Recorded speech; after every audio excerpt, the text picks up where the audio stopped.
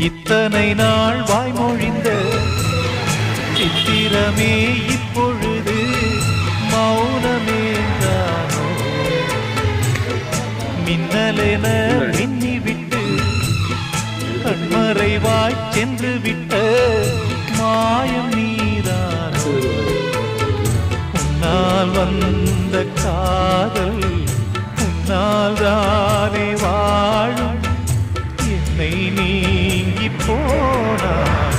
உன்னை சேரும் பாவம் எனக்கொரு அடைக்கலம் வழங்குமோ உன் இதயமே அன்பேவா அருகிலே என் வாசல் வழியிலே